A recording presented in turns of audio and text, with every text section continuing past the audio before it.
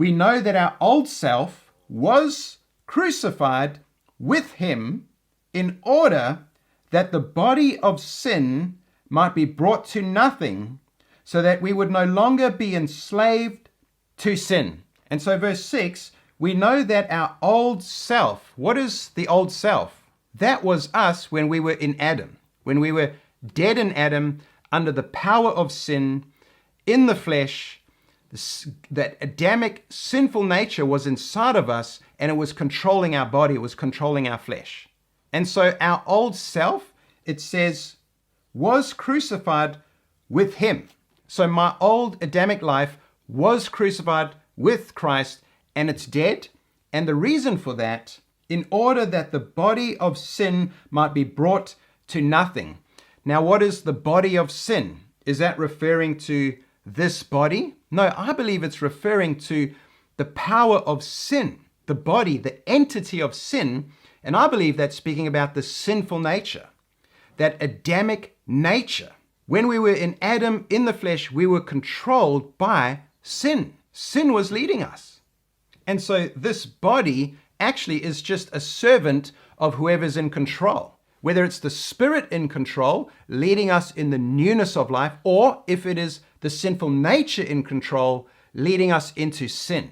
And so when I was in Adam, I had a sinful nature controlling my body and enslaving me to sin.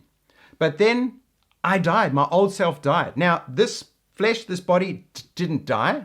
No, it was that Adamic nature inside of me. That's what died. And because it died, it has freed me from that enslavement to sin. And so the body of sin, the sinful nature, has been brought to nothing. And that doesn't mean my body has been brought to nothing. No, the nature that was inside of me, that parasite that was controlling my body, causing my body to sin, leading me into sin, that parasite, that sinful nature, that was crucified with Christ. Some other translations say that the body of sin might be done away with. And so we know that our body has not been done away with, but the entity of sin, the sinful nature that was controlling us, that has been done away with. And because this has happened, Paul says that the body of sin might be brought to nothing, so that we would no longer be enslaved to sin. See, a lot of Christians are still trying to die to sin and die to their flesh and trying to crucify themselves. And what we've just read in the Word is that we were crucified with Christ. Our old self was crucified with Christ. And so if you're still trying to crucify your flesh and die to yourself, it means you don't realize and believe and understand that you have already died with Christ. You have already been crucified with Christ. That old flesh and sinful nature, that already has died. In other words, the prison doors have been opened and you are no longer a slave. But if you don't realize that and believe that, you will never walk out of the doors. You will never act on what is absolutely true already. The truth is, you're no longer a slave to sin because you've died to that, and it no longer has that controlling power in your life. You just think it does. But if you haven't seen that, then the enemy can trick you to think, no, you're still living in sin and in the flesh. And the reason why you have all these temptations is because you're still in the flesh. No, the truth is, you've been born again, and the power of sin is broken. Now, we can still be tempted, and we can still give into sin, but what Paul is saying actually is that the power of sin has been broken, the cage doors have been opened, we can come out and walk in freedom and walk in newness of life. And so that is what is available to us, and this very much is what Paul is saying. We need to know these things, because you will know the truth, and the truth will set you free. And so Paul just said, all of this happened so that we would no longer be enslaved to sin. Verse 7, for one who has died has been set free from sin. This is what the whole chapter is about. Shall we carry on sinning that grace might increase? How can we? We've died. We've died to sin. And the truth is, you don't have to keep trying to die to yourself. You've died. Your flesh is dead. It's no longer controlled by sin. Now, your spirit is alive, and your spirit can lead your body, your flesh, into the will of God. And then verse 8, Now, if we have died with Christ, we believe that we will also live with him. So anyone who has faith in Christ dies with Christ, and anyone who dies with Christ also lives with Christ, comes alive in Christ, and actually we live united with Christ, together with Christ. It's Christ living through us. The power of the life of Christ is living through us. And then verse 9, we know that Christ, being raised from the dead, will never die again. Death no longer has dominion over him. Verse 10, for the death he died to sin once for all. But the life he lives to God. Verse 11, so you also must consider yourselves dead to sin and alive to God in Christ Jesus. Everything that happened to Christ, because we're spiritually united with Christ, actually has also happened to us. And so just as Christ died once and can never die again, so too we have died with Christ once and never can die again, never have to die again. And so you don't have to try to die to sin and keep dying to sin and keep being crucified. No, you have died once for sin, and guess what? It worked. It was enough. And the power to overcome sin doesn't come from trying to die to sin. It comes from believing the truth that you have died to sin. Now, us considering that we're dead to sin doesn't make it happen.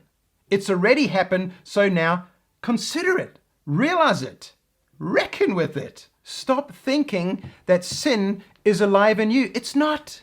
Jesus is alive in you. The Spirit of God is alive in you. Resurrection power is alive in you. The nature of God is alive in you. Sin is dead. It's removed. It's gone.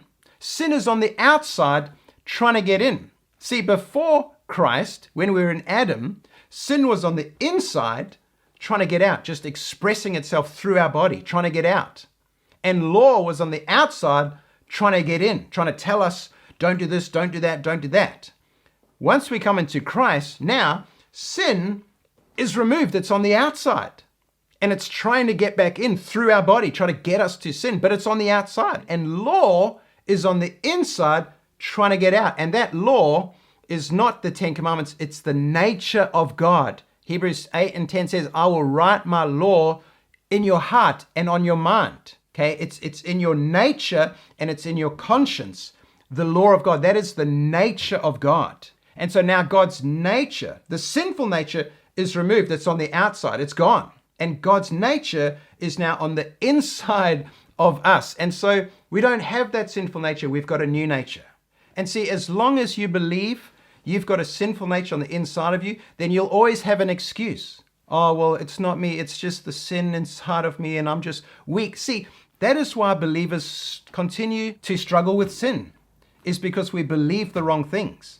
We believe the sinful nature is in us and we're just in the flesh and we're so weak and what can we do? And oh, we're just human. And we buy into that stuff. No wonder we keep stumbling and struggling with sin. When you believe the truth, actually sin has been removed. It's on the outside.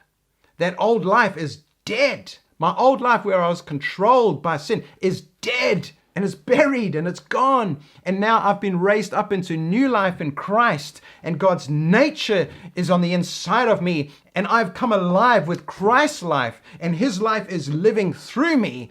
And I'm not weak anymore. I'm actually powerful in Christ. I have strength and I have dominion in Christ. And I don't have to try to make this happen. This has already happened. And it can never be undone. And it doesn't have to keep happening again and again. No, it's happened once, and once was enough because once worked. Now, what I need to do is I need to know it. And I got to believe this truth. I got to own this truth. Because when you believe it and you own it, then you will begin to act on it. And so if you're sitting in the cage and the cage doors are open and you start to realize the truth, you start realizing, hey, what am I doing sitting in this cage? I've been set free. I don't have to stay in this cage. I was born to fly. I was born to rule and to reign and have dominion in Christ. And I'm not some weak, pathetic little prisoner, some little slave. I'm a victorious, reborn child of God with the power and the nature of God living inside of me. Verse 12, let not sin therefore reign in your mortal body to make you obey its passions. And so he says, let not sin therefore reign in your mortal body. And that is because we know this truth. When you know this truth, you won't let sin reign in your body. See, a lot of believers, they don't know this truth, and so they just let sin reign in their body. And here's the thing. You would never sin if you didn't let sin reign in your body. It's amazing. The reason why we sin is because we let sin reign in our body.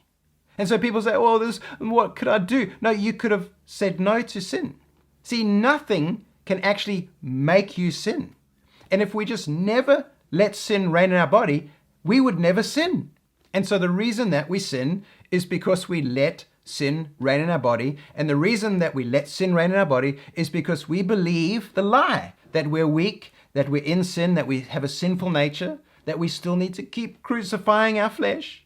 But when you know the truth, you'll be filled with a sense of victory, and you will realize that you don't have to let sin reign in your body, and that you're not a slave to sin, and you can actually say no to sin.